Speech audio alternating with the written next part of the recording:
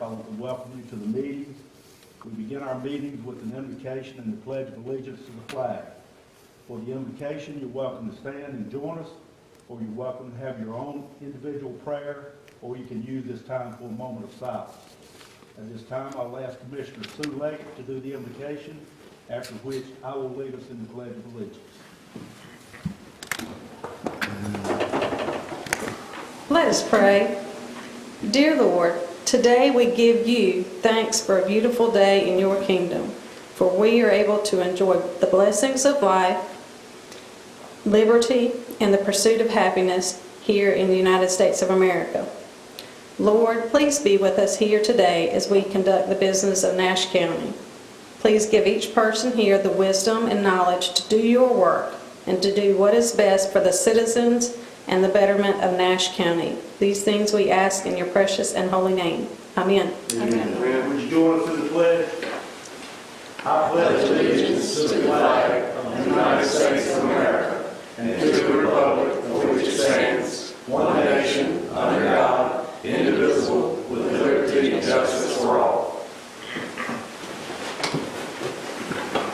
Before we move on with the agenda, I just want to mention that there's a planning board meeting scheduled for 6:30 tonight in this room. That meeting will take place. So if you had planned to attend, come, the meeting is still on. With that said, we're going to move on with the agenda. And in the absence of the sheriff, we're going to move to, he'll be here shortly, we'll move to agenda item number 5, which is a presentation on the Brownsville Memorial Library, and the county manager will introduce Ms. Corso to make that presentation. Good afternoon. Good afternoon. I have Melissa Corso here with me, and I'm going to tell you a little bit about her before I turn the mic over to her. Melissa Corso holds 2 bachelor degrees, one in history and one in anthropology from Slippery Rock University in Slippery Rock, Pennsylvania, and graduated from the University of Pittsburgh in Pittsburgh, Pennsylvania, with a master's in library and information sciences. Melissa began her career as a school librarian, but soon realized that her skill set would be best served in a public library setting. She has been with Braswell Memorial Public Library for a little over 18 years and has worked in all aspects of a public library, from the public services to the school services librarian and to administration.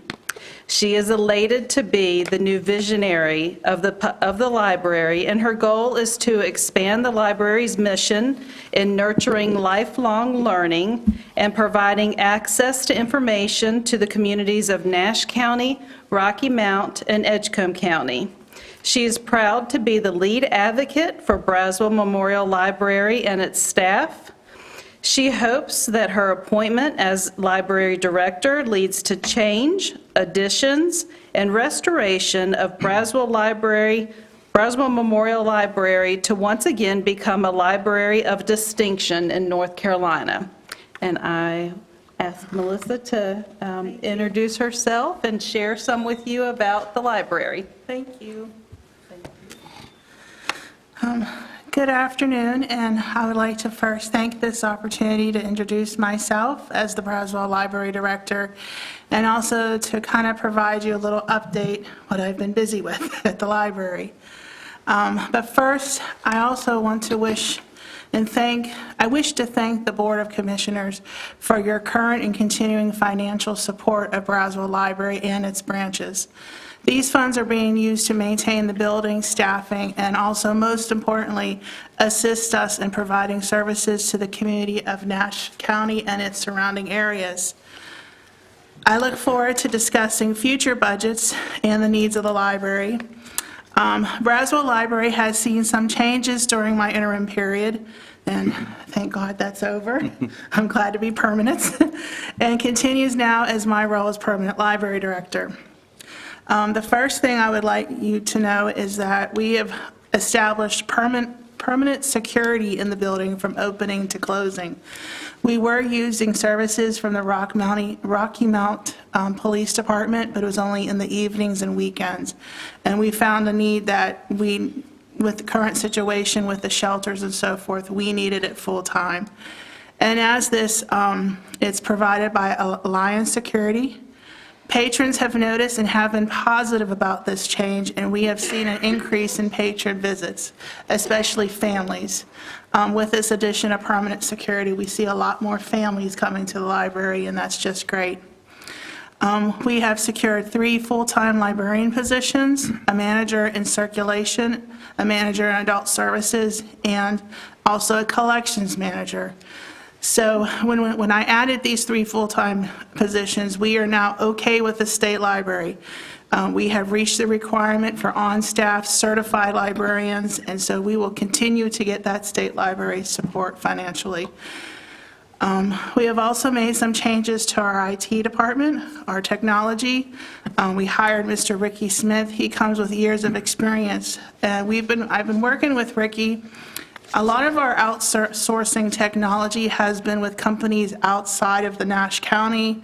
Some of them have been even as far away as Texas and so forth.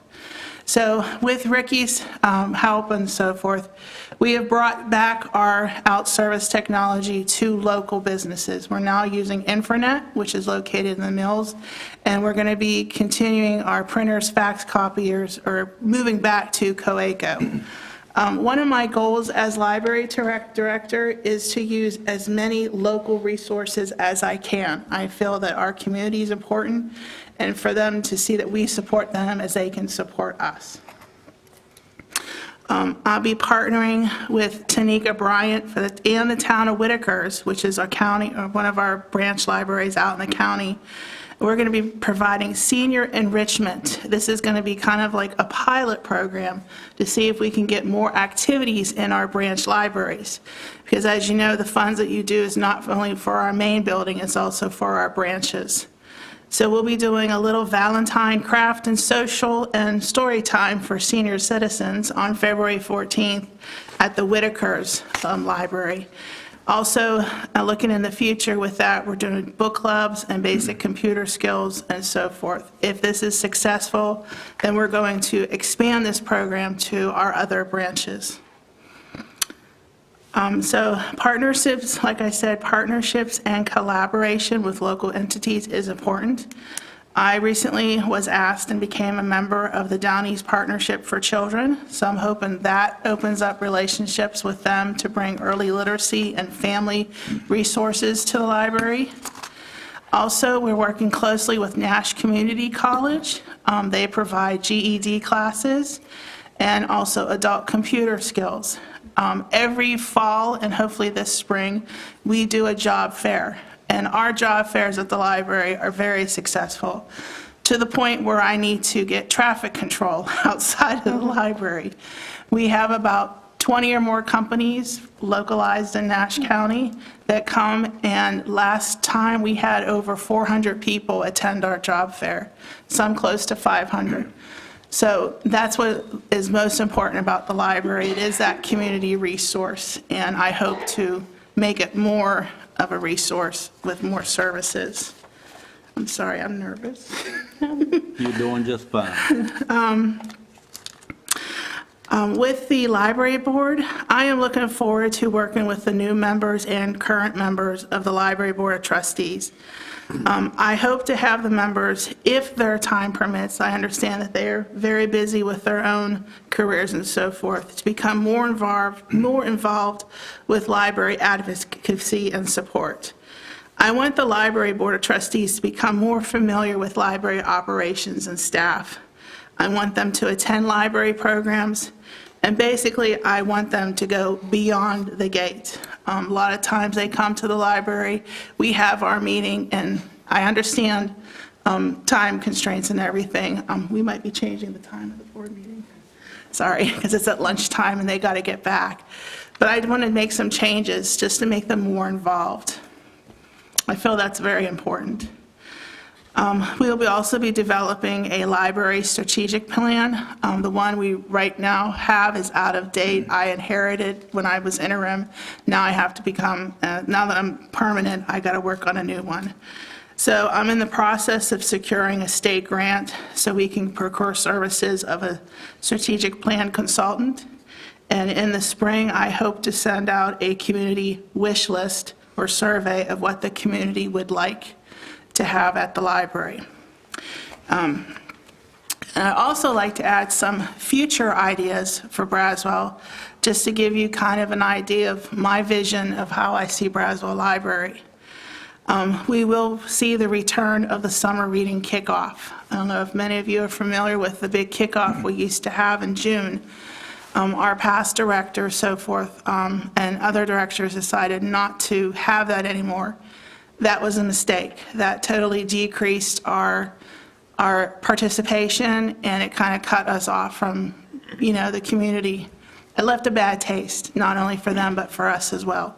So I'm hoping this year, it's going to be a small return, but we will be having the kickoff event come.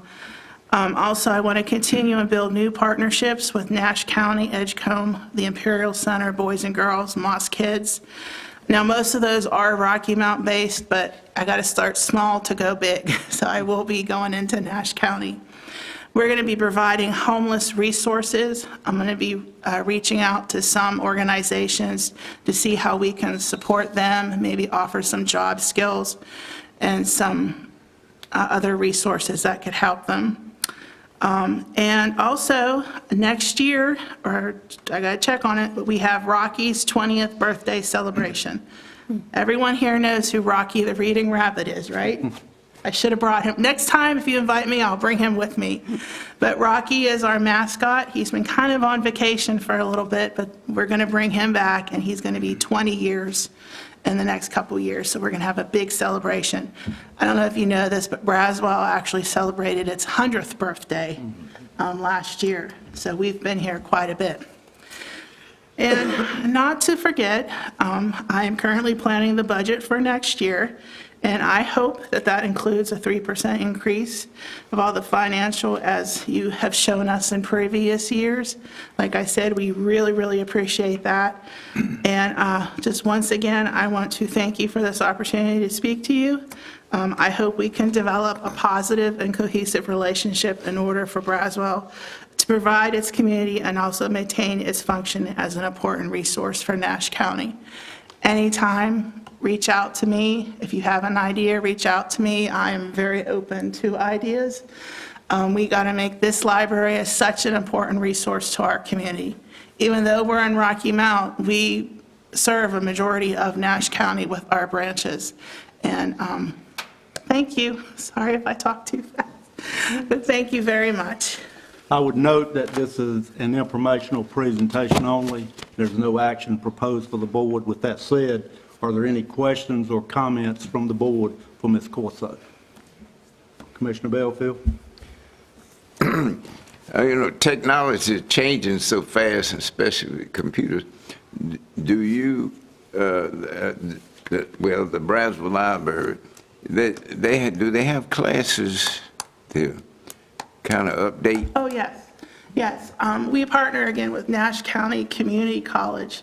And every week, every day of the week, except for Friday, we provide classes for anyone. They're open. Anyone can come up to receive classes on how to make an email, how to Google, how to do researches, how to do a resume. And also we provide services for if you want to download an ebook, which is an electronic book to your device. We provide informational services for that.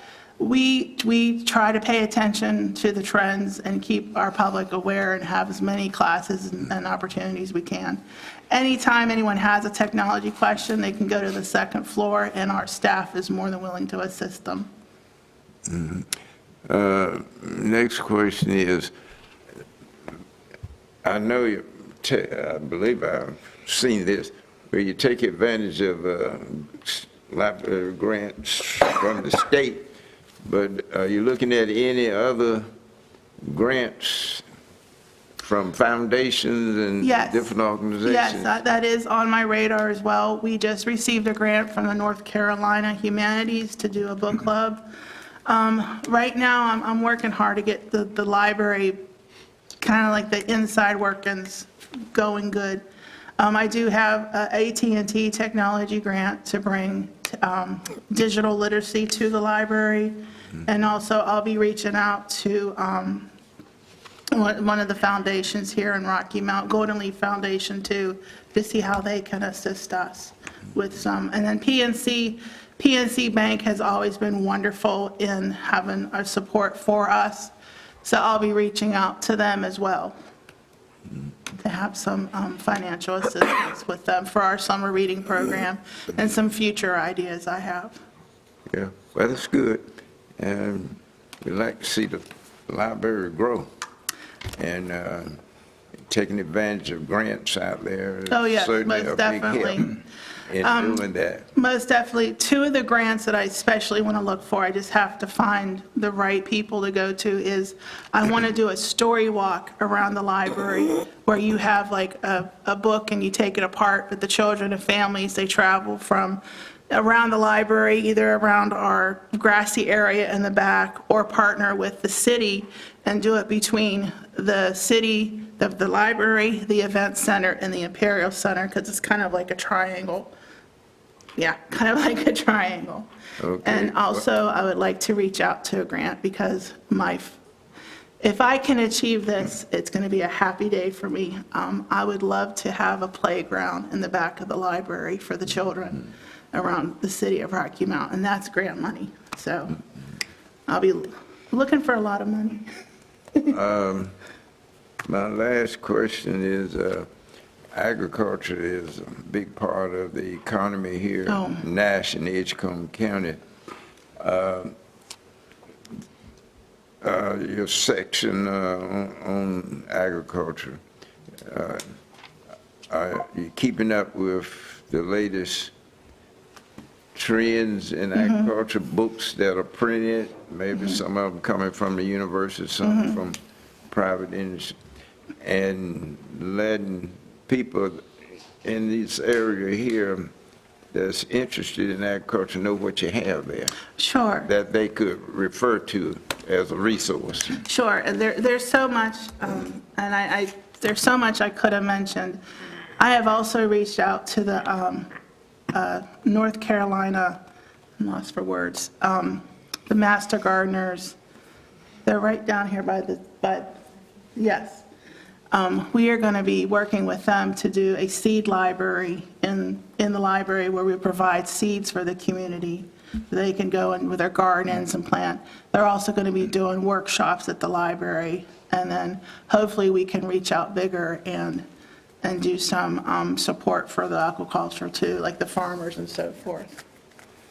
I've only, I can go all day with different ideas I have, but. Yeah, but that's my last question. I'll shut up. Thank you, Commissioner Belfield. I'm going to stay over here, and then I'll go over here. Okay, all right. Commissioner Davis. First of all, I want to thank you on behalf of myself for what you have stuck with and worked yourself into this position that you have as director of Brownsville Library. I know it wasn't an easy road for you. If the chairman would allow me, I'd like to thank you on behalf of the board as well, simply because I kind of followed it as been chair at that time, and I know it wasn't easy. Not many people would have done it, but thank you on behalf of myself particularly for hanging in there. You're welcome. And it sounds like you're going to do us a very great job. Thank you. Fresh ideas. My second question, subject matter just a little bit, something I've often wondered, to have you in front of me. But when we do elections at the library, which we do every other year, this was a big one, is that disruptive to the library to the point that it causes you issues, or is it patable, or should our We've been election board working, look another place to have that? And it's just a curiosity question. this past year, we were really nervous because of the big election, but we worked very closely with the County Board of Elections. They're very helpful with us to control. The main part is the pollsters on the outside. Once you get into the library, you're fine. We have worked with, having the security is actually good, because they went out there and they made a presence, and letting them, don't get in people's faces. Let them, if they have a question, let them come to you. So it was not that big of a problem this year. We would like to continue to have that because we have such a good relationship with the County Board of Elections.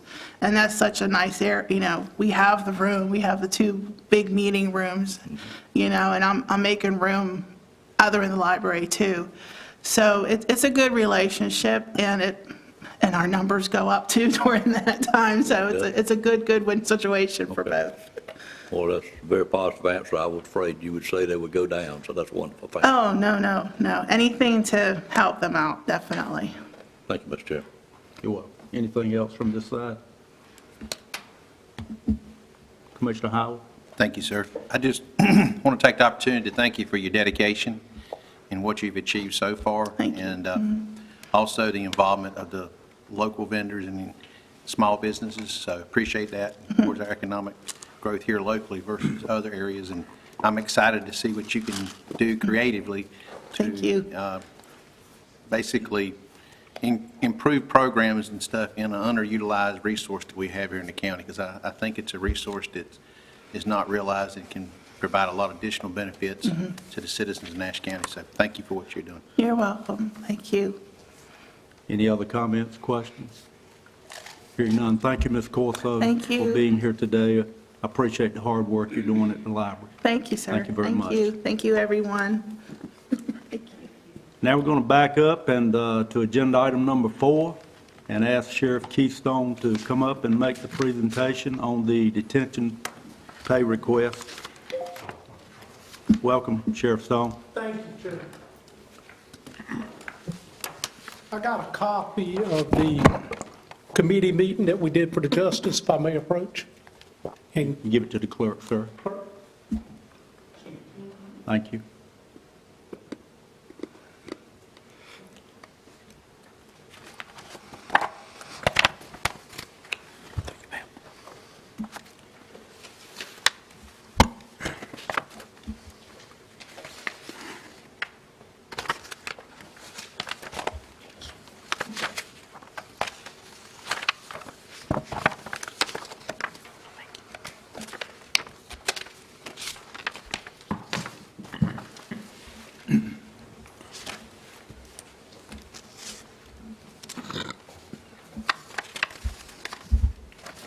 proceed. Yes, sir. The jail at this time is, if you look at our DAR that we send out, we're running over 200 inmates. We have 16 openings at this time. We're trying to fill them. As today, we had 4 or 5 applicants, but then only maybe 1 shows up, so it's a difficult hiring time. I'd made a presentation over at the Justice Board when we met with 3 of the commissioners and also with other EMS and fire services, that we would like to initiate a $50 an hour for the Sheriff's Office personnel to work inside of the jail during this shortage. It's only for a short time. I have the timeline that's dictated there, and this would help us during the time of when we're hiring. And we want to use the lap salary that we have accumulated over the year to utilize to pay for this. So as far as anything out of the budget, requesting anything else, we don't need that. We could work it within the budget that was allocated to us. I think, do you have any comments you want to make on this, Ms. Manager? I think the timing is actually through April 13th, is that correct? Correct, we're following the pay period. That meets Right. the pay period request. That is, and we'd worked with the county manager's office with this and come up with it and thought that would be a feasible time. But, you know, we're doing all we can. We're having interviews and trying to find the right people. You just don't want to put anybody in that position, and it's a very difficult place to work. Okay, you've received a lot of information on this request. You've heard the sheriff's presentation. Are there any questions or comments for the sheriff? Yeah. Commissioner Belfield? I was looking at it, you have 16 openings. Have you analyzed why you had that many openings? Is it that the people don't like to work, or they don't think they're being paid enough? Or what do you think the reason is? I think the pay is adequate from the pay raise that they got earlier in the year. However, excuse my French, but sometimes it's Hell's Gates where they're working at, and it's a very difficult situation to work in there. You're inside 12 hours a day with the worst of the worst. And some of these people are very deviant, and it's a very tough situation to work in. It The is. environment's very tough. I agree with that. Major Strickland, when she was here, myself and her walked across from one end of that jail to the new construction part, and it takes an enormous amount of time, and that's if you're physically fit, to go from one end of that jail up and down stairs and people popping doors. If you would be in a life-threatening event on one side of that jail to get to the other, it would take 5 minutes for somebody to get to you. We've had several assaults in the last 30 days. It's a very tough environment, and it takes a very special person to do that. So I don't think that money is always the answer to this equation right here. I think finding the right person that has that right mentality to go in there, and it's difficult, and we're interviewing and trying to make sure we put the right people in there. And obviously, other places are hiring, and it's just an ongoing game. It's a difficult situation. Well, it is handling people, because some of them mental problems, drug problems, alcohol, all that. It is a tough position. We have, as you noted, 226 inmates in there right now, and the total capacity, I added it up a while ago, is 261. But that's if everybody fits the criteria of putting two to a cell. And right now, we have 16 inmates that cannot be housed with anybody else. They have to be housed by themselves because of mental problems. That's one of our biggest challenges is we've got a lot of mental people inside of these jails that don't need to be there. They need to be somewhere else, but there's no other alternative at this time. Well, do the best as you want your staff to be safe too. That is, and we're continuously training, and, our prayers are with them every day. You good, Commissioner I'm Belfield? through. Staying over here before I move over, any other questions, comments over here? Mr. Chairman, I can make comments now, or I can make them when and if you get a motion and a second, Well, whatever sir, you decide. if you have any questions or comments right now, if you'd make them, then I'll move to this side, and then Okay. when we do the motion, there'll be a time for additional questions. Okay, that'd be great. I have had numerous conversations with the sheriff about this, particularly over this past weekend, and he and I have promised one another moving forward. We're going to sometimes disagree, but we're going to be very civil about it and continue to be the friends that I think we've always been.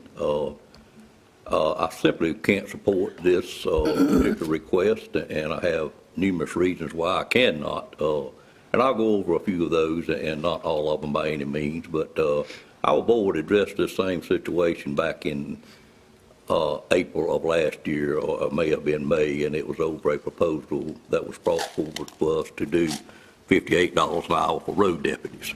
It was approved by staff, but this board voted not to approve it once it got to our level. And for those same reasons, I have issues with it today. A flat rate is a path that we should not start down. It simply has no turnaround. There is no cul-de-sac. It starts a trend that will cost our taxpayers a tremendous amount of money in the future. We all heard just yesterday that today would begin a revolution of common sense in government. Well, this simply isn't common sense in government. I know we heard a lot of rhetoric yesterday, and some of it was just that, quite frankly, but I firmly believe that that statement that I heard a couple of times yesterday is one that all of us could agree with, that we do need to return common sense to government. Just 77 days ago, it was stated by those in authority at the sheriff's office, with the increase in salaries, which was just stated again in this year's budget, we can now hire detention officers that we need. What happened? What is the difference today versus what it was 77 days ago? Here we are, January the 21st, which is halfway through the current budget, and we're being asked again to deviate from what the budget is. apparently there was an email last night that we got, and apparently, and I hope we have that answer today, we're still not sure if it's even legal to do what we're being asked to do here. But I'm sure we'll get that answer. And what is very disturbing to me is the fact that we fully don't, including the staff, understand what the total cost of this $50 an hour is. There's been much discussion about it between the sheriff and I do think I know what it is, and I'm going to take an opportunity to explain it to the sheriff and his people at his request. But simply, I think, Mr. Chairman, that this particular request needs more research prior to moving forward. I'm 100% in favor of keeping our employees in all of our departments as well as divisions or offices safe. That's number one in all officers' mind. But I do think it's going to be very hard to start this process in the office of the sheriff. It did not bleed over to many of our other departments, which also has dire shortages in its workforce at this time. Thank you, sir. Thank you, Commissioner Davis. Anything else from over here? I would mention, the manager mentioned to me this morning that this is legal. So we'll move over to this side of the table now for any questions or comments. Commissioner Howell? Sheriff Stone, to the best of your ability, you've got, we had a conversation about this as well in the public safety meeting, and to your knowledge, you're short 16 detention officers now. But you have some in the pipeline, correct? We do have some in the pipeline, and as I've said, it's very difficult. And to respond back to Commissioner Davis's request or his comment, if you look back 4 or 5 months ago when we talked about this, we had about half that population. Now we're getting back to reality. We've got some very violent people in there. My detention officers are getting assaulted in there. We're having to utilize parts of the jail that were not there before. And this is one of the things we talked about when we first talked about the new construction that we did. It's going to take 25 more officers to work that jail as it is. It's very spread out. It's very difficult to manage a jail that is spread out as far as it is. The footprint of this jail, even when it's completed, I think it's going to be around 330 people. That's if all the classification is correct, and you don't have the mental people at 16. But I can tell you, until America recognizes that a jail is not for mental people and they have a place to put them, this number is going to double. And it's a very tough situation, and I can see why it's very difficult to hire. But at that time, we were looking pretty good because we had about half the inmates. But now, reality's hit us, and, you know, some people might say, hey, let them out. My philosophy is don't put criminals back out on the street. House them. Make safe communities. So I'm just, if it'll please the board, I'm kind of new, but I did tour the facility. And it's basically 2 jails in one, kind of the way I understand it. And you mentioned about the additional staff. So back when we did do the pay study complete and you got the raises, you were close to being fully staffed, but now with having to fill the other side of the facility, it requires that additional staffing that you're talking about. And if I understand correctly, you've got them in the pipeline. We just need to bridge the gap to give these individuals an incentive to get them to be able to fill those holes to protect the additional detention officers we have in there, because if I remember correctly, you've had 3 attacks in the last 2 weeks. And some of these are very violent attacks. And we do have people that apply, and thanks to the Board of Commissioners that you brought the pay up. But, you know, as I'll tell anybody, getting the right people in there, we have a lot of applications, but you got to pass a marijuana test. You've got to pass a background test. Then they've got to come in and tour the jail and look at it and see if that's a fit for them. And a lot of people, after they see that and reality hits them, they don't want to do that. But, you know, the pay, and I'm very appreciative of it. I think that's helping, but it takes time to get the right people in there. The last thing you need is someone to jeopardize safety or security in that jail, and that's the reason we have to be very careful with what we do. So as far as additional burden to the taxpayers, by you being understaffed, your proposal is to use lap salary, so to be no additional cost to citizens in Nash County, and actually, you still have lap salary left, correct, that you haven't spent? It was close to $500,000 of lap salary we had, and this is not even going to be half of that. So no, it's not an additional cost that was already budgeted. And you feel comfortable, once we get these new detention officers in the pipeline through, that should help rectify to get these? But I guess my question is, if we jump from 145 to 215, what's going to happen in the next 6 months or to 12 months? Do we have a plan? I mean, what's the maximum capacity, I guess, of the prison that's over there? How do we, are we close to reaching that? Or? The maximum is 261, and that's with 36 females and 225 males. But that's if everything is okay. If it's not a person that can be housed with somebody because there are 2 people to a dorm, it's going to reduce that number way down. We're at capacity right now. And you can go back through all these commissioners' meetings and these jail meetings and everything before. It's something that I forewarned a long time ago. Okay. Thank you, sir. Thank you. I appreciate what you're doing. Commissioner Wilkins? I have looked at this, and going back to what Commissioner Davis said about 77 days ago and your 5 months ago, 5 months ago, we didn't have detention officers assaulted. We didn't have feces thrown at them, and that I can recall. And it's evident to me that we have to do something. And my concern also, Commissioner Belfield brought up the, I guess, why they are leaving and whatnot. And since January of last year in December, there were, I just want to know what's driving the resignations. 3 detention officers were dismissed. 5 detention officers resigned. But you answered that when he said that. And that was my issue, just like it was with the pay that time. Why are deputies leaving?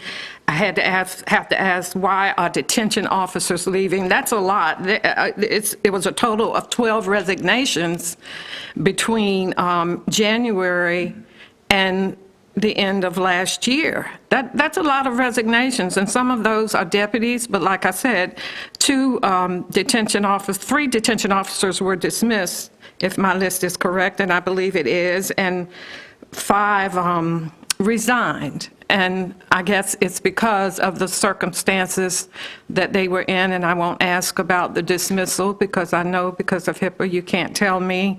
But you come here today, and I do see a sincerity and a humbleness and looking out for your officers and your detention.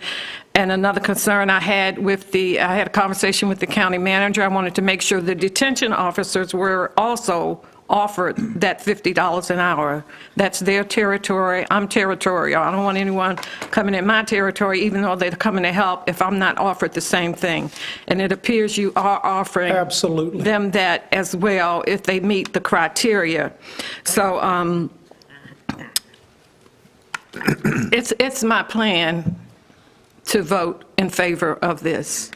I want to add also, I think 2 or 3, and I think it's 3 went to the hospital. You can be a security guard at the hospital. You don't have feces thrown on you. You don't have people hitting you in your face. You don't have people beating you across the head with a radio. So, and they make more money. So, obviously if they get that opportunity, I can do nothing but support them to do that. It's a very tough environment. We just got to understand that.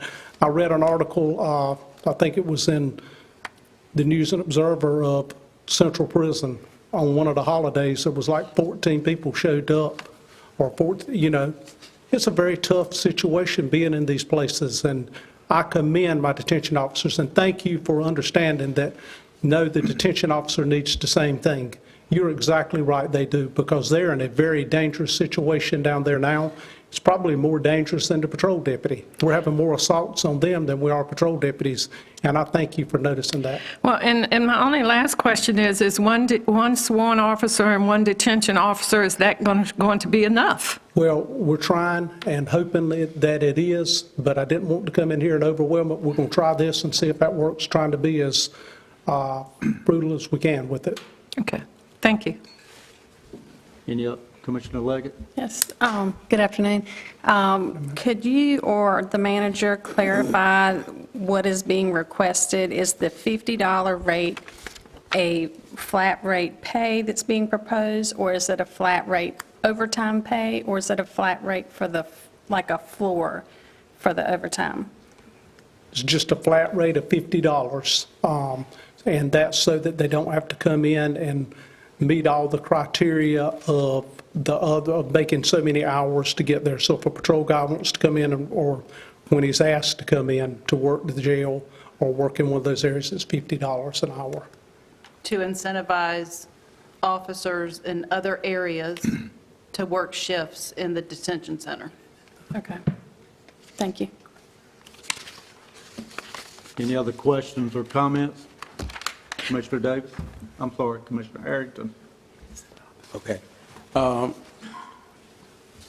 Sheriff, I'm going to stand behind what you said that you intend to do, which is let this go until March, or as the county manager said, April 13th. And I want to have confidence that you will try to correct this problem that you continuously have, and but we're going to try to help you this time, and hopefully we can move forward on the real cause and try to find a way to change the culture where we can move forward. All right? Commissioner Davis? Sheriff or the manager, either one, building on what Commissioner Leggett asked, I still don't have a full understanding of what we're doing here. Let's take, for example, a sergeant who makes time and a half, $52 and some change an hour. If that sergeant works in the jail under this item here, what does he get paid? Does he get paid the $50, and the advantage that he's got is he's not meeting some other criteria about having to work a certain number of hours to get time and a half? I don't understand what you're doing. Right, so, you know, he needs help all month long, not just at the end of the month when somebody would have worked all their hours and they would be into time and a half. So this really doesn't have anything to do with overtime. It's a flat $50 an hour rate to incentivize folks that aren't currently working in the detention center to go and pick up shifts in the detention center. Will that person be a employee of ours, or will he be a 1099 contract employee? They're other sheriff's employees. They will still be, no, I'm asking, when he works that $50 an hour flat rate, what will they be classified as? An employee or a 1099? No, an employee. They'll still be an employee? Absolutely. Because We the other can't do places they both. work, they're That is illegal 1099. to do Correct, both. sure. When they work for Right, DOT or Yeah. Red Oak or whatever, they're 1099 employees, I think. right. Okay, Yeah. all right. And the second part that I just, and it's probably my denseness, that I don't understand what you're proposing here is, when you go to a detention officer and they would be working extra shifts, instead of what you'd be working here, everybody's going to get paid a $50 flat rate, which would have to be the fair thing to do. Right, And that's what we're doing. correct. Correct. Okay. Manager, the question about the legality part of it, the chairman said he understood, or maybe he said that it was legal now. I didn't understand what the question was, so can you explain the question and We then were explain just, the answer? yes, we were simply asking about one rank, the chief deputy, his highest ranking officer, the chief deputy. The $50 an hour is actually under his current hourly rate, and he wants to work it at the $50 an hour. We were just trying to ensure that we could do that legally, that he could get paid $50 an hour versus what his current salary is, which is above that. And the answer is yes. Oh, for that one employee who is not on the list that we got? Exactly. Okay, so your major makes just under $50 an hour, your chief deputy makes over? Correct. Okay. But that part makes sense then. I understand that. The only other question, Sheriff, a while ago when you mentioned you had trouble with some of the applicants passing a marijuana test, you looked it directly at me. I question why you did that, because I haven't spoken to you in 51 years. Any reason why you did that? Yes, there is, because me and you had just discussed about steel workers and things of that nature, about the ones that you don't want with drugs out there walking on banisters and things of that nature. Yes, sir. I want you to clear that up. Thank you. You're welcome. Any other questions or comments for the sheriff or the staff? Okay, hearing none, I want to restate the request, and tell me if I restate it incorrectly. The request is for approval of a flat $50 per hour rate for the sheriff's office personnel to work in the detention center and detention center officers assigned to work overtime through April 13, 2025. Is that the recommendation, the request? That is, Okay, is there a motion? So moved. Moved by Commissioner Wilkins, second by Commissioner Belfield. Is there any further discussion? Any further discussion? Hearing none, all in favor indicate by saying yes. Yes. Opposed, no. No. Motion passes 6-1. Thank you, Sheriff. thank you. Thank you. Have a blessed day. Thank you. Move now to agenda item number 6. Call on Emily Moore, who's our Grants and Intergovernmental Relations Director, to make the presentation. And again, this is an informational item only, so there'll be no action proposed for the board. Ms. Moore, you have the podium. Good afternoon. Indeed. So I am the Grants and Intergovernmental Relations Director, and today I was going to give an overview of some of the active grants in Nash County. So start with an overview. Grants can be used to offset the cost related to a project. Funding sources for grants can be federal, state, or local. Funding sources can also be public, private, or nonprofit. The Grants and Intergovernmental Relations Department researches, applies for, and manages grants for Nash County. Grant funding secured in 2024 was $43,844,165. Of that, $3.8 million was awarded directly to Nash County, and then $40 million was awarded for a joint application between Nash County and the Nash County Public School System. I've broken it down into different categories of grants, and after each one, I'll pause for questions versus waiting for the end. So to start with, we do home repair grants. Nash County traditionally applies for several home repair programs when eligible. The Urgent Repair Program, Essential Single Family Rehabilitation Loan Pool, and Community Development Block Grant Neighborhood Revitalization. The Urgent Repair Program, or URP. The funding agency for this program is the North Carolina Housing Finance Agency. That is a public agency that was created by the General Assembly. Nash County is eligible to apply for URP each year. We currently have 2 active URP programs, a 2023 and 2024 program. The maximum funding amount was awarded for both 2023 and 2024, which is $132,000. And for both of those programs, Nash County contributed an additional $5,000 towards each in local funds.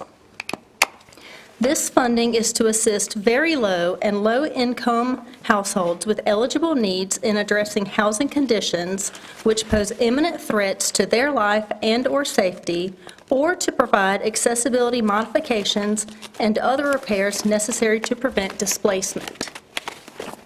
Both the 2023 and 2024 URP programs selected 10 households to assist with a maximum of $12,000 allowed per household. The URP program typically rehabs one big issue per house. So that would be maybe a roof or an HVAC, building an accessible ramp. And currently with 2023, the construction is nearly complete, and 2024, the homes have been selected, but they are not under contract yet. Essential Single Family Rehabilitation Loan Pool, or ESFR. This funding agency is also the North Carolina Housing Finance Agency. Nash County is eligible to apply for this program every 3 years. Our active ESFR program is 2023. The maximum initial funding amount was awarded for 2023, which is $162,000 allocated towards 3 housing units.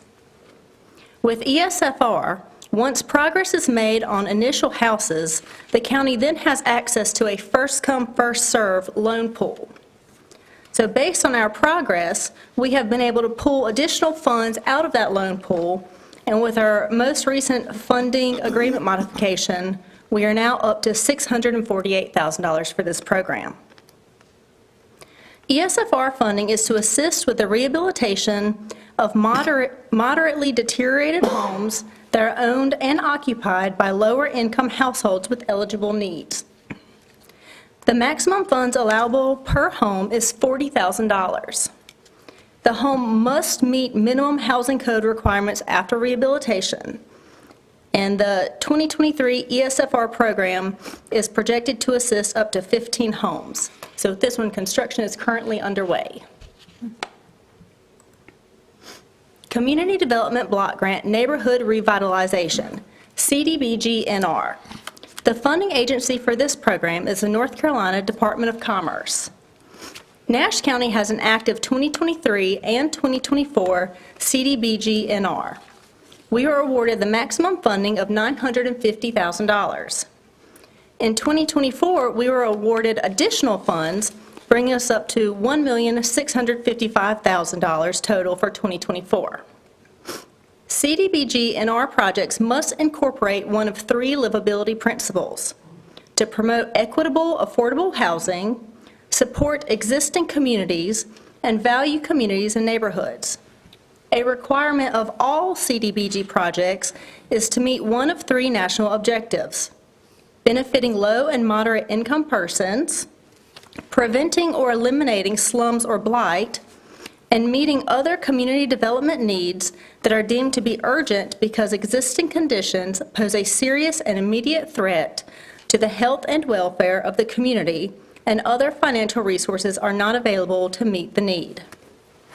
Eligible activities for CDBG projects can include community revitalization, housing rehabilitation, public facilities, housing development, and water and sewer connections. For both our 2023 and 2024 projects, Nash County is doing housing rehabilitation activities and includes substantial rehabilitation and/or reconstruction. For 2023, we have 3 reconstructions and 2 substantial rehabs. For 2024, we have 7 reconstructions. And substantial rehabs, those are projects where the rehab costs are above $72,000 per housing unit, and a reconstruction is defined as rebuilding a structure on the same lot in substantially the same manner. Are there questions on the housing portion? Any questions? Commissioner Belfield? We're doing rehabilitation here in the county. Has there been an assessment of the needs for this, especially senior citizens and low income? With each of the, when we do the applications for URP and ESFR, our consultants do look at the need. So that's a part of it, is they have to complete a needs assessment each time that we apply. And then just based on our waiting list and the popularity of these programs, we continue to have way more applicants than who we can assist each year. Yeah, I know they have to apply, but it seemed like me it would be good if we knew what the housing needs are here in the county. Those that are not beyond repair and that can be rehabilitated, which will probably most likely enhance the tax base here in the county. Okay, well, and I can ask our consultant about their needs assessment and to have them look into it for us. Okay. Any other questions, comments? Moving on. I'm sorry, did anyone have a question? Go ahead, Ms. Moore. Up next, we have economic development. Nash County has assisted economic development with a variety of projects. Economic development grants are often tied to capital investment and job creation. The utilization of economic development grants for Nash County have included infrastructure, building reuse renovations, shell building construction, and completion of due diligence. One project that we have underway is the Middlesex Corporate Center Phase 2. This is a capital project to expand sewer, road, and electric within Nash County's Middlesex Corporate Center Industrial Park. This project includes funding from 3 grant sources.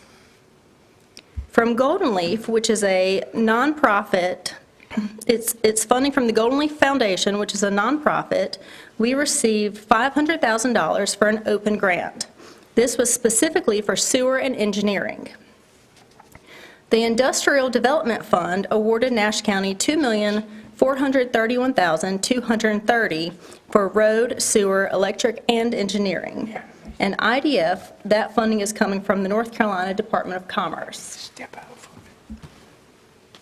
North Carolina Department of Transportation Economic Development Funding awarded the project $400,000, and that funding was for road construction.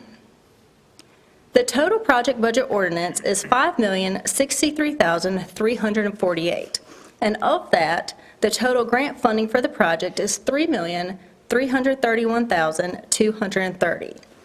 With this project, the road and sewer portions have essentially been completed. We're expecting the final pay application this month, so that project is wrapping up. Community Development Block Grant Economic Development, CDBG-ED. This funding agency is also North Carolina Department of Commerce. Nash County was awarded $750,000 for CDBG-ED building reuse funds. These funds were used to support the renovation of a 190,000 square foot vacant manufacturing building to be reused by the Crump Group. The grant is tied to the creation of 100 new full-time jobs, 60 of which will be reserved for persons of prior low and moderate income status.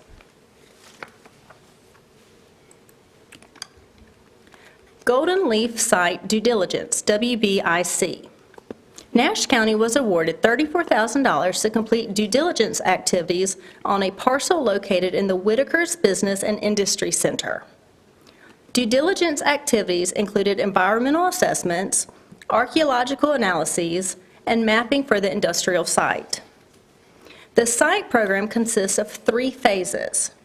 Due diligence is the second phase and can help prepare the site to be eligible for the third phase, development. Development can provide funding for capital projects such as public infrastructure and clearing and grading. And for our phase 2, the due diligence, it is wrapping up. We've received all of the reports and are in the process of completing our final report for that to the funding agency. Are there questions on economic development? Any questions? Move on, Ms. Moore. All right. Next, we have Parks and Recreation. Nash County has historically funded Parks and Recreation capital projects through a combination of local funds and grants. These grants have included funding from PARTIF, the Parks and Recreation Trust Fund, and De Leon Carter Foundation. An ongoing project is Miracle Park at Coopers Phase 2. Miracle Park at Coopers is the county's first owned and operated park. Phase 2 upgrades include a large and small dog park, sand volleyball court, extended walking trails, additional parking, disc golf, an event stage, bleachers, and a batting cage. Grant awards that are going towards this include PARTIF, which awarded the county $425,000 towards the project. PARTIF does require a dollar-for-dollar match, so Nash County committed a local match of $427,000. And PARTIF funds are coming from the North Carolina Division of Parks and Recreation.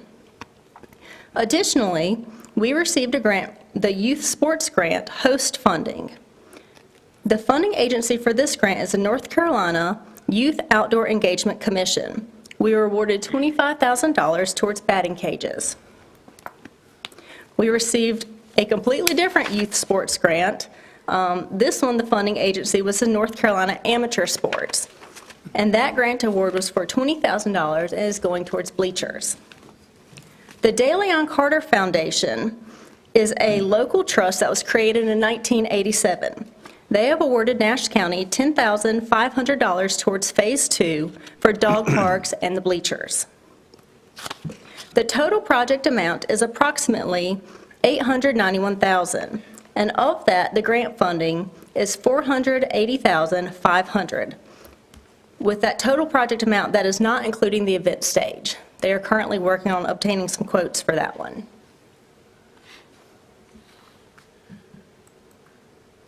Rural Transformation Grant, RC2. RC2 is for Rural Community Capacity. The funding agency is the North Carolina Department of Commerce Rural Economic Development Division. The RC2 grant was comprised of 2 phases. Phase 1 was a training grant that covered the cost for staff to attend numerous training sessions and travel. Participants in Phase 1 utilized resources to design and pitch a project to potential funders. Phase 2 was an implementation grant to assist with the completion of the Phase 1 designed project. Phase 2 was only open to graduates of Phase 1. Nash County was awarded $49,999 towards the development of a Parks and Rec 10-year comprehensive master plan. This was the plan that was adopted at the last meeting. The master plan is a requirement for several of the grants utilized for capital projects.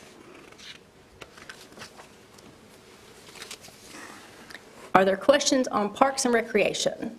Any questions? Hearing none, go ahead, Ms. Moore. All right, my last category was miscellaneous.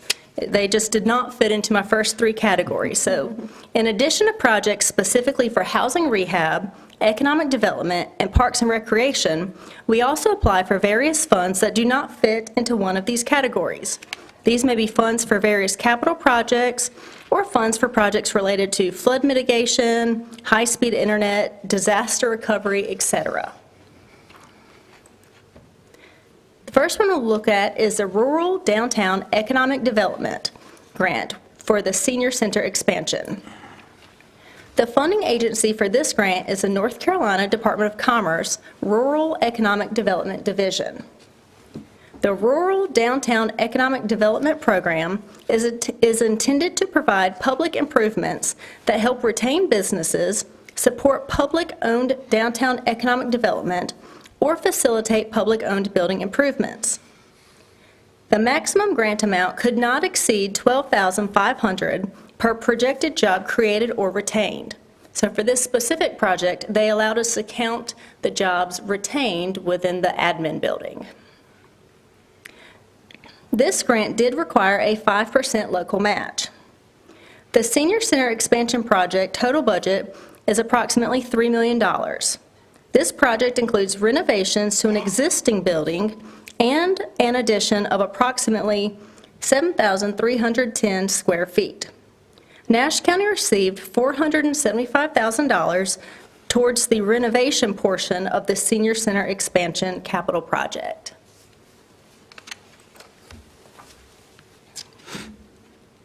Community Development Block Grant Coronavirus, CDBG-CV. The funding agency for this grant is also the North Carolina Department of Commerce. Nash County received the maximum award amount of $900,000 for CDBG-CV to respond to and recover from the health and economic impacts of COVID-19. Eligible funding activities included public service, public facilities, and economic development. A requirement of the project was that at least 51% low to moderate income persons must benefit for public services and public facilities. Nash County's CDBG CV project includes Wi-Fi zones, hand washing stations, and subsistence payments.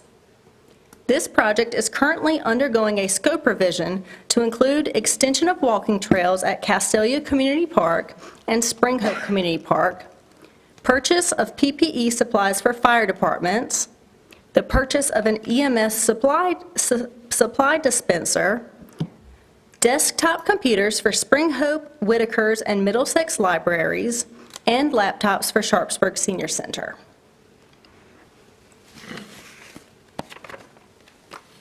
All right, the final one that we will look at is the Digital Champion Grant for a digital literacy program. The funding agency for this program is the North Carolina Department of Information Technology. Nash County was awarded $58,665 for a digital literacy program.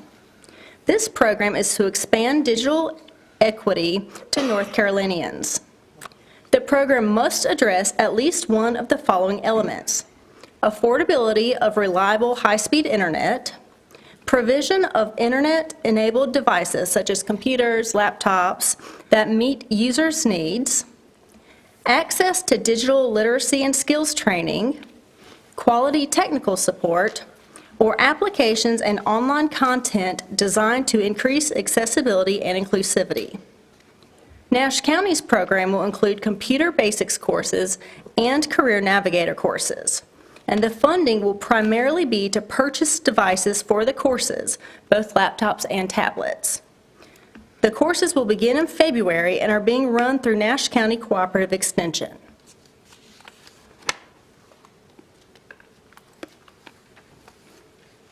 Are there questions on the miscellaneous portion? Any questions?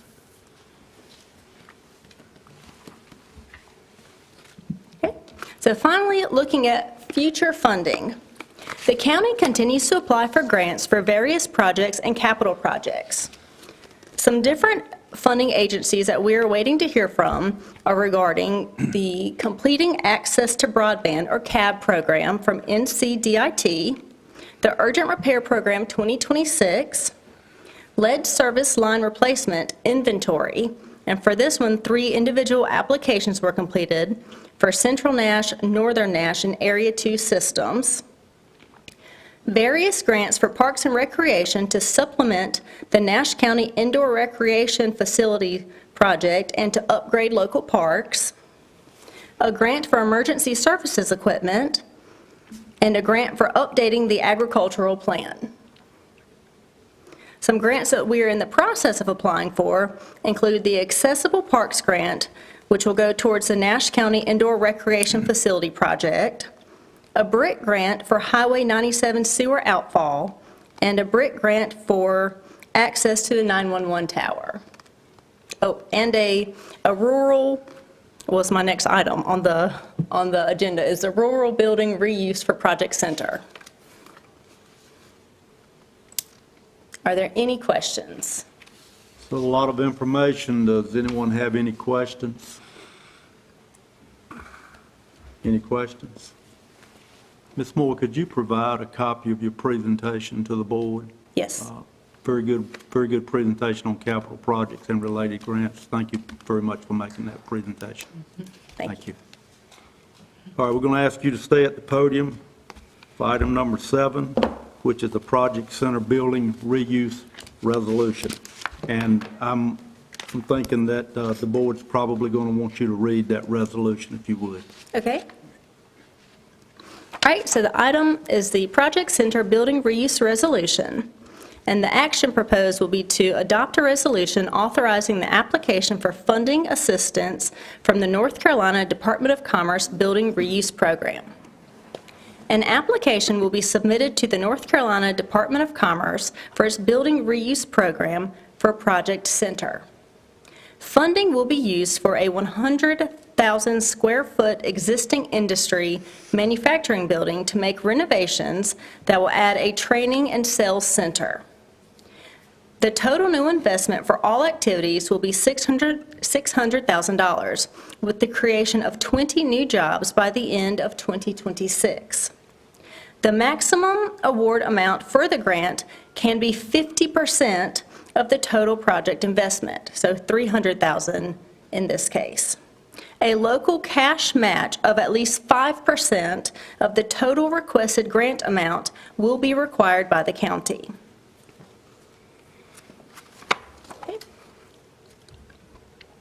Authorizing resolution by Nash County for the North Carolina Department of Commerce Building Reuse Program, Project Center Building Reuse. A resolution authorizing the support of an application to the North Carolina Department of Commerce Building Reuse Program for Project Center. Whereas the North Carolina Rural Economic Development Division, as authorized under North Carolina General Statute 143B-472.127, provides grants and loans to local government units to support economic development activity that will lead to the creation of new full-time jobs.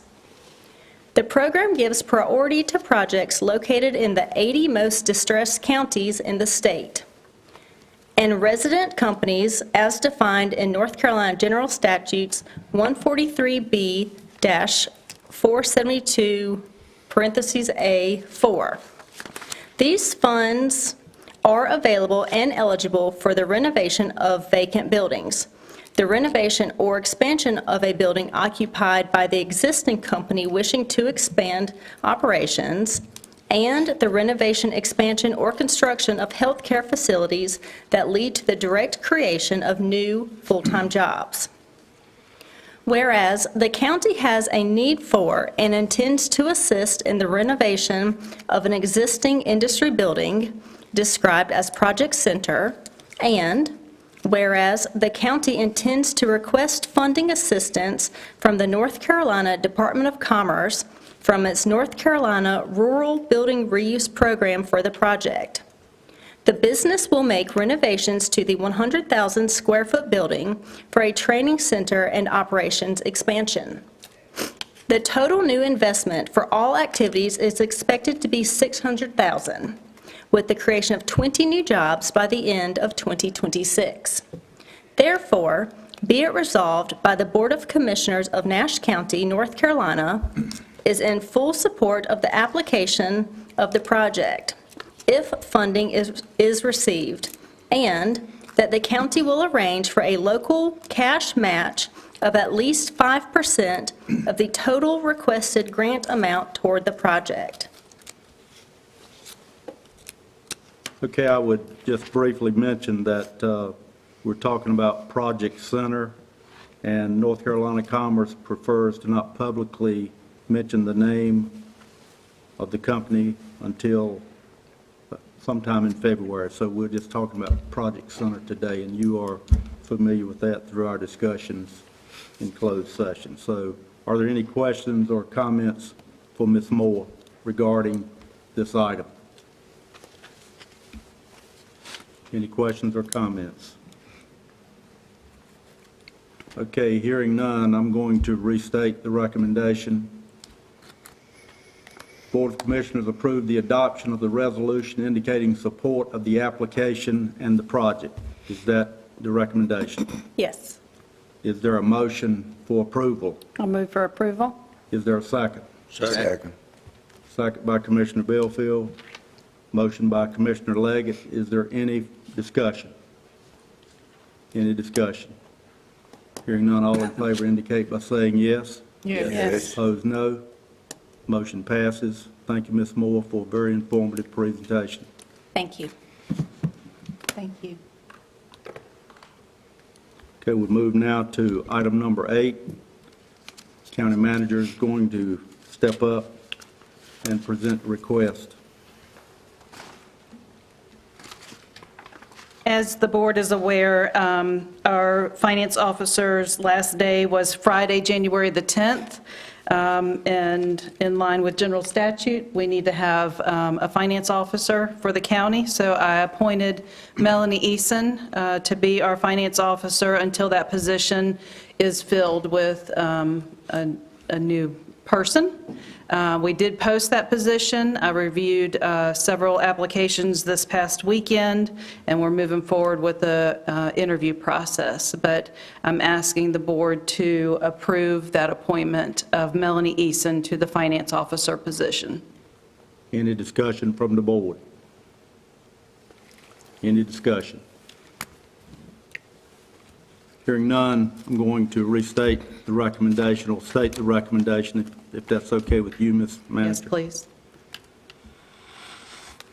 The recommendation is that we accept the appointment of Melanie Eason as the finance officer for Nash County until such time as the manager shall appoint a new finance officer.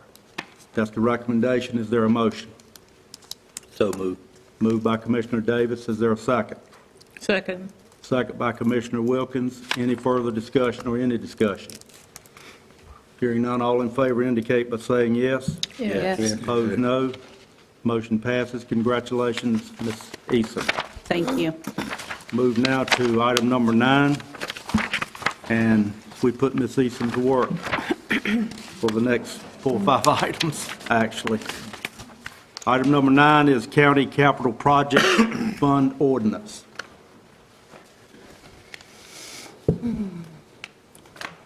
Good afternoon. Afternoon. We have several capital project ordinances to put before you for approval today, so, and I think you usually do just one at a time. And then Right. The first one is for County Capital Projects Fund Ordinance. It's to establish this new project. The fund will include the Med Park Building Renovation Project, the Senior Center Expansion Project, and the Exterior Courthouse Repairs Project. The projects are planned to be fully funded through bank financing. The initial funding request for the project of $710,000 is for general fund balance appropriation to be reimbursed to the general fund if the projects continue and bank financing becomes available. A reimbursement resolution for this project was approved by the board on April 1st, 2024. Any discussion from the board? Any discussion? Hearing none, I'm going to restate the recommendation.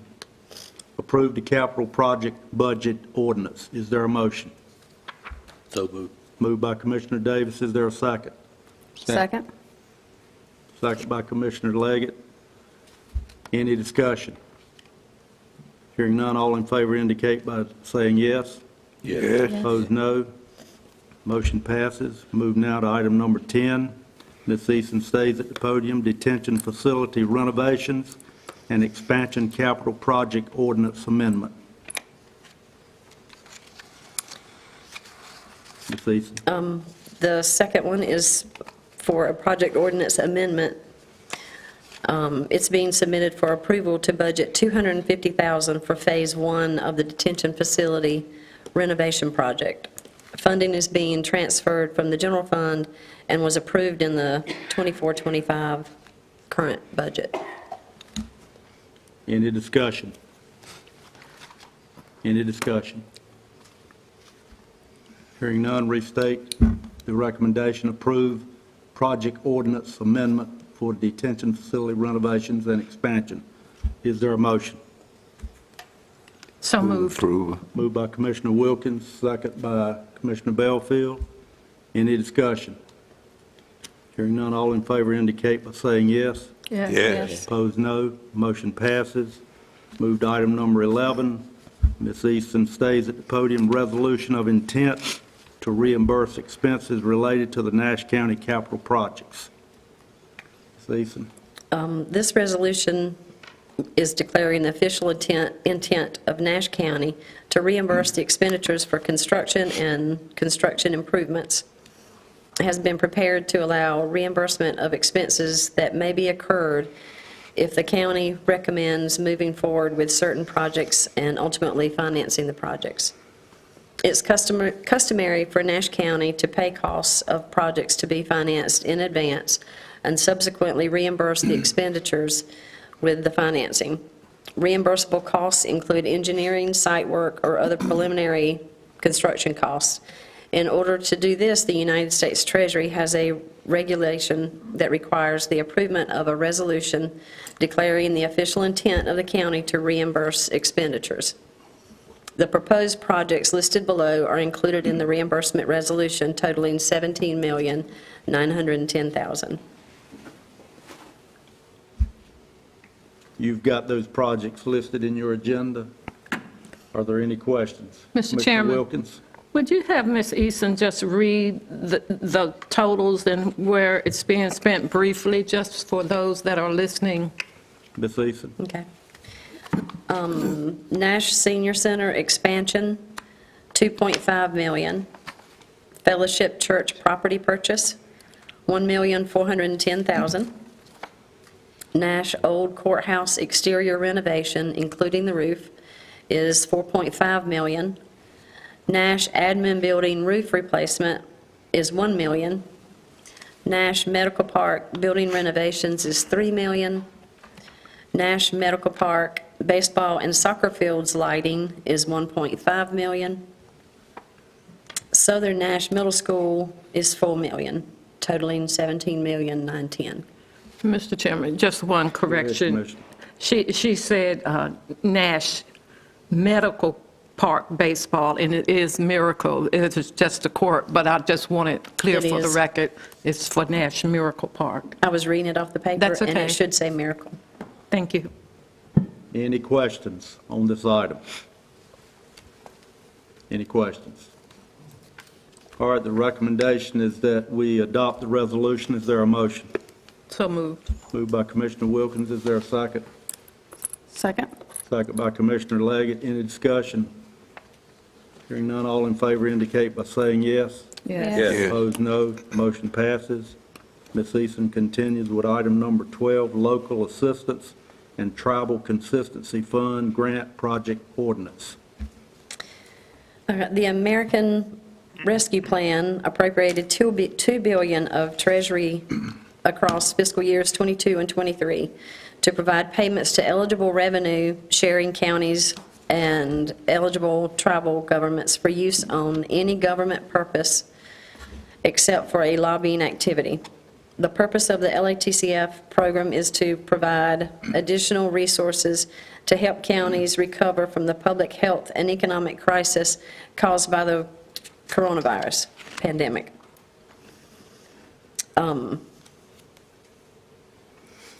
Nash County was considered eligible and received the funds as a revenue-sharing county that is independent of any other unit of local government and is the principal provider of government services for the area within its jurisdiction. Each eligible county could receive $100,000. Nash County has received these funds, which were paid in two tranches of $50,000 each. The first was paid January of 2023 and the second in August of 2023. The ARPA committee met and discussed the use of funds September 2023 and recommended $50,000 to be used as part of the Work in Nash Regional Workforce Development Campaign through Economic Development.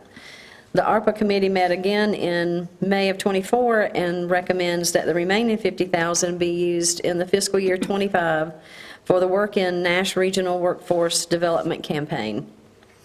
The goal of this campaign is to recruit and connect diverse, unskilled, and skilled employees to Nash County industrial and local training opportunities through highly targeted digital advertising efforts. This ordinance is presented to set up a special revenue fund to appropriate the $50,000 of these funds to be used toward the Digital Solutions Program. Any questions for Ms. Eason? Any questions? Hearing none, restate the recommendation, approve the Latch F Grant Project Ordinance Is there a motion? So moved. Moved by Commissioner Arrington. Is there a second? Second. Second by Commissioner Davis. Any discussion? All in favor indicate by saying yes. Yes. Opposed, no. Motion passes. Thank you, Ms. Eason. Busy first day. Congratulations again. I also have 4 budget amendments. 4 budget amendments, and I think the 4th one for the board's information was added, so Yes. you should have had a document at your desk including that one. Go ahead, Ms. Eason. Okay. The first of all 4 of them together, the Health Department. This budget amendment is to budget additional funds received from Nash Community College Vet Tech Program for the Health Department to administer rabies vaccines and admin costs for the vet tech students. No county funds are needed for this budget amendment, totaling $13,402. Next is for Parks and Recreation. This budget amendment is to budget general fund balance appropriation to purchase the land and building at 981 White Oak Road. This budget amendment totals $1,405,000. The third one is presented to transfer funds to the County Capital Projects Fund to support the project until financing is available. This is for $710,000. And the one that was added, the fund for the farmers market cooperative extension, this is presented to budget community-supported agriculture of CSA box program funds received by the farmers market. No additional county funds are required for this budget amendment, totaling $5,021. Any discussion on any of these items? Any discussion? Without objection, we'll take them all with one vote. Is that acceptable to the board? Hearing none. The request is for approval of the 4 budget amendments. Is there a motion? So moved. Moved by Commissioner Belfield. Is there a second? Second. Second by Commissioner Wilkins. Any discussion? Hearing none, all in favor indicate by saying yes. Yes. Opposed, no. Motion passes. Again, thank you, Ms. Eason. Thank you. All right, now we're going to move to agenda item number 14, which again is an informational section. Call on Commissioner Sue Leggett to call for reports from the commissioners by district. Commissioner Leggett. Okay, thank you. At this time, I'll call on each commissioner in order of their district number to give their committee reports. And this is for any reports from other boards or committees that each commissioner represents Nash County to. And if there are no activities to report, feel free to indicate no report. So first, I'll call on Commissioner Arrington, District 1. Okay, I attended the juvenile crime prevention meeting this past Thursday.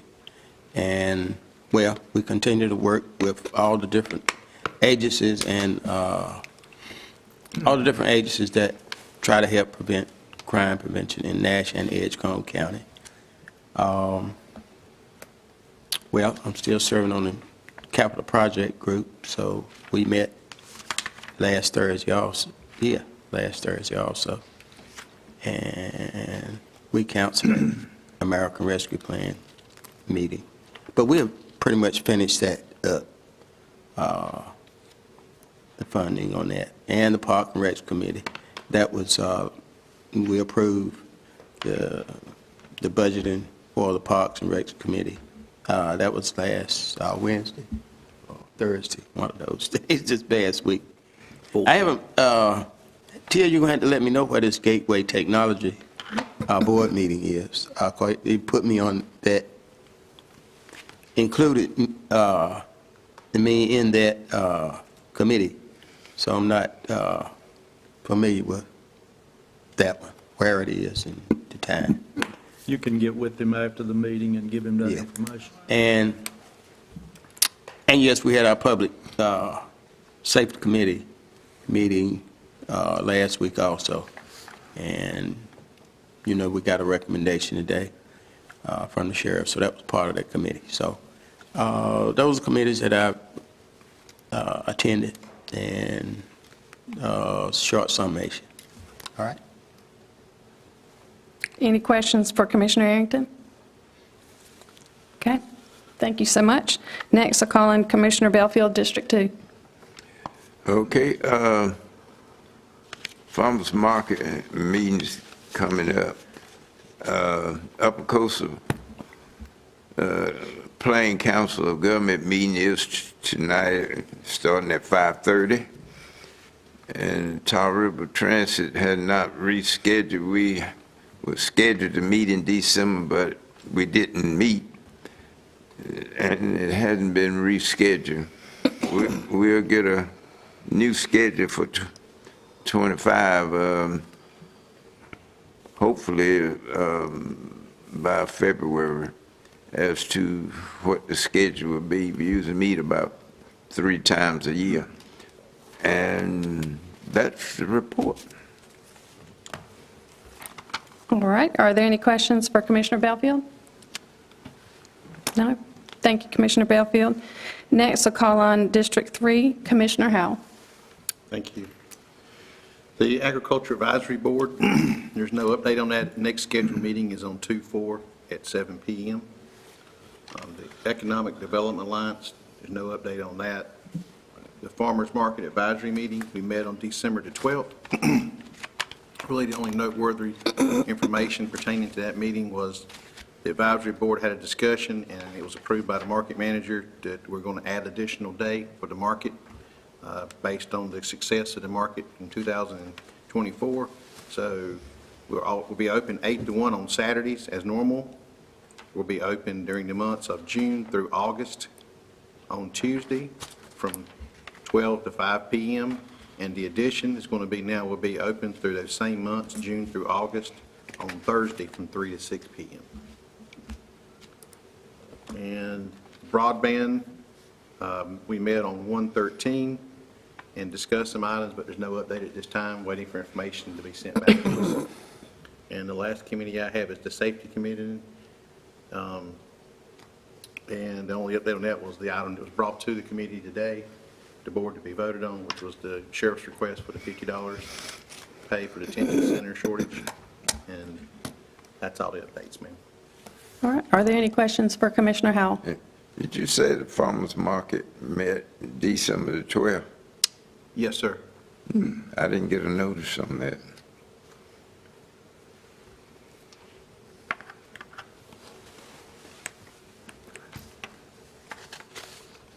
We'll have to let the market manager know to make sure that you're included. Okay. Any other questions for Commissioner Howell? All right, thank you. Next, I'll report on activities committees for District 4. I'll report on the UNC Health NASH Board of Commissioners. At the January meeting, the UNC NASH Board welcomed 2 new members, Mr. Alan Corbett and Mr. Stephen Barnes. We have a lot to be proud of to have UNC NASH Hospital located in our community, not only because of the operations, but because of the employees. They're very engaged, not only with their day-to-day work, but being involved in the community. In 2024, NASH UNC employees volunteered over 1,300 hours at hospital-sanctioned events, including community health education and screening events. UNC NASH received several recognitions in 2024, including awards from the American Heart Association, the American Stroke Association, and the American College of Cardiology for industry-leading performance. Our hospital was also recognized in the U.S. News 2024 to 2025 Best Hospitals report as high-performing in heart attack, heart failure, and maternity care. In addition to the achievements and employee engagement, the hospital is also working hard to make sure that the facilities keep up with the level of care being provided, including upgrades to the emergency department, adding an urgent care in our community, and most notably, a new bed tower once the project finishes all of its final approvals. Next, I'll report on the Natural Resources Resilience Committee. This committee last met on January 9th, and the main points covered is that the county recently completed the STRAP Phase 1 project and is in the late planning stages of the Phase 2 STRAP program. And STRAP stands for Stream Flow Rehabilitation Assistance Program, and the goals are to reduce flooding, restore streams, and to protect the integrity of drainage infrastructure in North Carolina waterways. Funding for this program comes from the state and is overseen by our local Soil and Water Office. Both Phase 1 and Phase 2 projects are along the Swift Creek area in the northern part of Nash County. Let's see, next is the Farmers Market Board, and Commissioner Howell already reported on that. And lastly for me is the Capital Projects Committee. They do meet regularly to track and review the capital or construction projects being conducted by Nash County. And this includes projects like the Nash County Detention Center, renovation and expansion, Northern and Central Nash Water programs or projects, county shell buildings, and any new county buildings or projects that have been approved by the board. I would note that the Deputy County Manager has recently sent the commissioners a listing of all of the current projects as a refresher on what's going on. One of the main goals of the committee is to make sure that the projects continue on as planned. All right. Any questions? All right. Thank you, and I'll call on Commissioner Outlaw for District 5. Thank you, Commissioner Leggett. We had a CDL ribbon cutting planned at Nash Community College on December the 11th. Due to weather conditions, we have to reschedule that. It'll be sometime later this year. I don't know the date yet, but once that date is established by President Honeycutt, the board and staff members will receive an invitation. I would mention to you for informational that that site, that pad for that CDL training is a 4-acre concrete pad, and that site in total is 14 acres that they're using for various training, which includes fire, law enforcement, line construction, emergency medical services, and it also serves as a regional hub for first responders training. My next meeting at Nash Community College will be on February the 18th. Next, I have the Upper Coastal Plain RPO. And I'll mention, before I talk about the RPO, I've also got the MPO, and I thank Chairman Davis for giving me the opportunity to serve on the MPO. I have not been to a meeting yet. The first meeting is on February the 19th, but I'll report back on that at the next opportunity that I have. But for the RPO, there's really nothing significant to report from our last meeting, but I always like to update you on additional items that I received as a member of the RPO, and now the RPO and the MPO on DOT projects that are going on in the county that I have interfaced with Ms. Kim Moore, who's the DOT district engineer, and she keeps me updated on all of these items. If you want a copy of this information on these additional projects that we're working on in the county, if you'd let me know after the meeting, I'll see that you get a copy. The first is the Sunset Eastern Avenue Old Carriage Road, including Morning Glory Roundabout and the I-95 exchange. Sunset Avenue connection to I-95 should be open to traffic in the spring of 2025. The utilities have been relocated on South Old Carriage Road at Morning Glory Way, and construction has started. March, April of 25 is the expected completion date for that roundabout. All work is complete on Old Carriage Road from Nash Community College roundabout to Regis Store Road.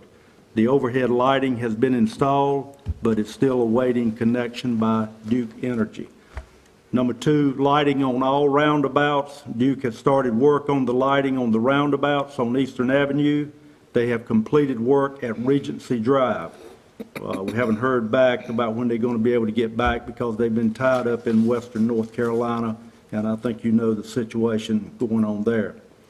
Number 3 is strictly in my district, is Sharpsburg School Street paving within the Taylorwood subdivision. And again, I thank Representative Fontenot when he was serving in the North Carolina House for securing funding of over $1 million to handle this project. It's an indication of collaboration between Nash County Commissioners and our representatives in the legislature to get things done. But that project has been slowed down somewhat because of drainage issues. The drainage issues are about 90% complete. The overall resurfacing of the final layer should take place about mid-March, and that's entirely related to the cold temperatures. But that'll be a much-needed relief for those people in that area. And that particular area is in the ETJ of Sharpsburg. The next item is West Horns Church Road and Old Bailey Road, Old Bailey Highway. This intersection will be converted to an all-way stop, and we should have funding available per KIM in the next month or so. After it's approved, the funding, she'll seek a contractor to do the work. The next item is intersection of Old Bailey Highway and NC 97. They're looking into making some type of safety update to this intersection. They have not made that determination yet, but once that's determined, I'll report it back. There's an all-way stop. I might have mentioned this at our previous meeting, but the all-way stop at Old Carriage Road and Bend of the River Road, which is at the Reservoir Store, has been completed. So that's a nice addition to the area. So that completes my report on the RPO and the MPO. Next, talk about broadband very briefly, and Commissioner Howell made some comments already about broadband, but there's a report from Ms. Moore that's in your box, your county mailbox, and it should give you the current status of where the broadband committee stands. The Parks and Recreation, there's also a report in your county mailbox that'll give you an update as to where we stand with Miracle Park and other parks in the county. Any questions? Thank you, Commissioner Leggett. Okay, thank you. Next, I will call on Commissioner Wilkins from District 6. Thank you. Commissioner Leggett already reported on UNC Health Nash.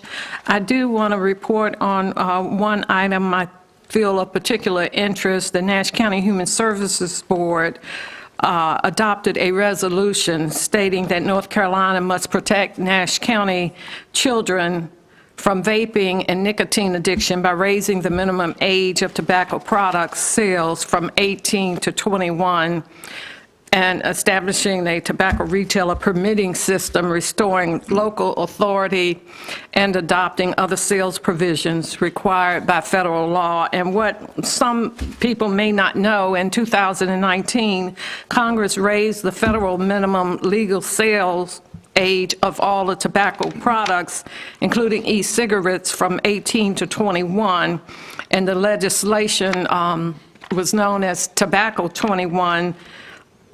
North Carolina is one of 7 states that has not raised its minimum age to match the federal law. And so what the resolution will do, it is going to Region 7 Tobacco Prevention and Control Coordinator and the North Carolina Department of Health and Human Services Tobacco Prevention and Control Team will identify legislators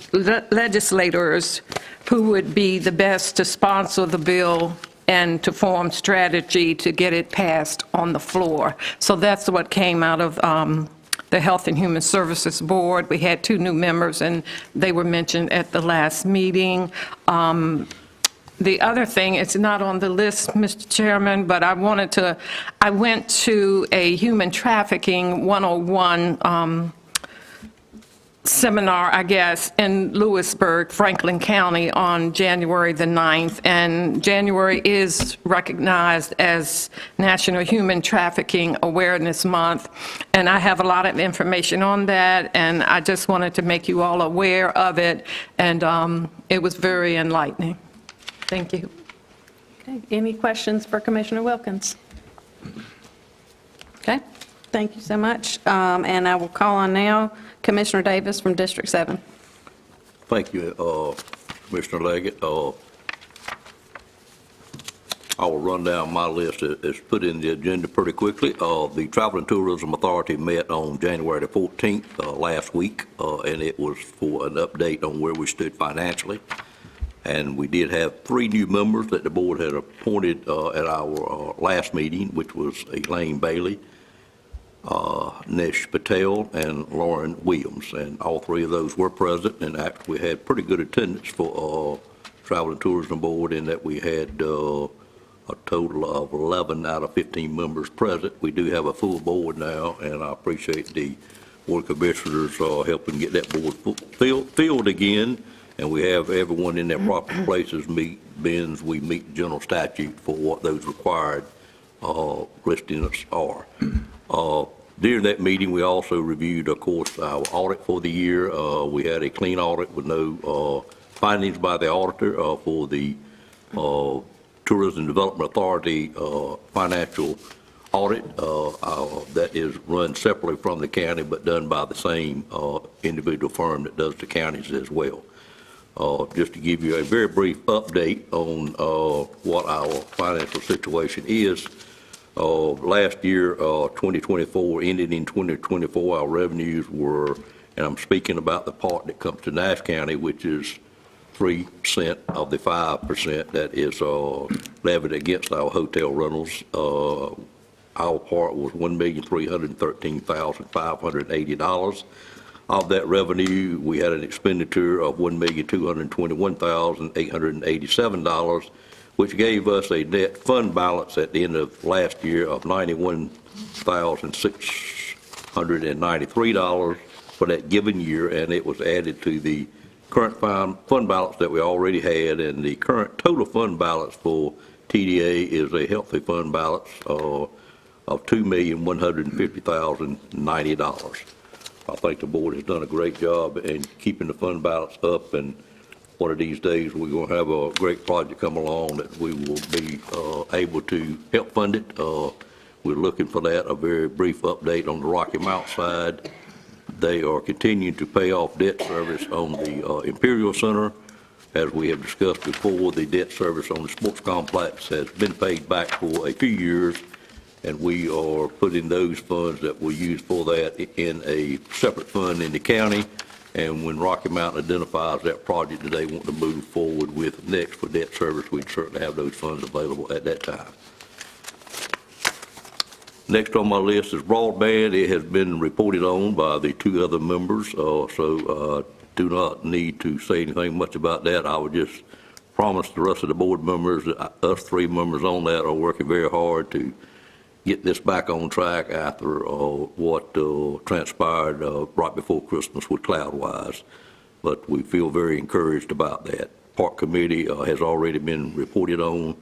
We met January the 14th. Broadband did meet January the 13th. Last week was meeting week, I think. The capital project meeting, as has been said, we met on the 16th at 8 o'clock in the morning, and that list, as was stated, has been provided to the rest of the board. Economic Development Alliance, we have had no meeting since our last reporting time. Our ARPA committee, Commissioner Ayrton reported that we did not meet. It was canceled because of no activity that needed to take place, and it is winding down, and I think we met all the statute requirements of spending money by the time we had to. The Trillium Health Resource Board, which is a new board for me that the board very much appreciate putting me on. I have not had a meeting yet. My first meeting will be next Thursday. I did have orientation on the 10th of January for about 4 hours with Dave Peterson over here in this building. A lot of information was given to me, and quite frankly, a lot of studying that I need to do prior to that first meeting. But I'll assure you that I will attend each one of these meetings. They are out of town. I do intend to attend them in person. I get a lot more out of it when I go in person, and I do have a keen interest in all aspects of Trillium, particularly about the reentry program and helping our prisoners as they try to return to our workforce, as well as the mental health that was discussed this morning, just a little earlier in this meeting, and the issues that we have with a lot of our mental health people ended up in the jails, which is not a proper place for them to be.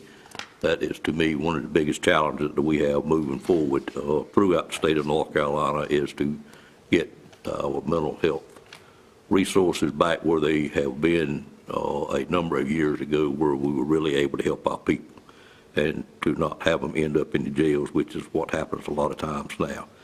The last committee that I serve on is the Safety Committee that has been mentioned by a couple of commissioners already. It met at 10:30 on the 14th of January, and first action was taken by this board from that committee meeting, and we look forward to continue working on that and helping our public safety throughout Nash County and all divisions that and departments that are indeed involved in that. And that's my report, Vice Chair Leggett. I'll be Thank glad to answer any questions if there are any. Okay, if there are no questions for Commissioner Davis, would like to thank you each for your reports and turn the meeting back over to Chairman Outlaw. Thank you, Commissioner Leggett. Appreciate that. Now moved agenda item number 15, which is closed session. At this time, I call for a motion to go into closed session for attorney-client privilege and a personnel matter. Is there a motion? So moved. Who made it? Commissioner Belfield made the motion. Second. Yes. Second. Commissioner Davis seconded the motion. All in favor indicate by saying yes. Yes. Opposed, no. We're now moving into closed session. Mr. Gaynor, are we expecting any action out of closed session? I don't think we have either. I don't think we should have any action. Okay, if we do, we will make contact with the media. Okay.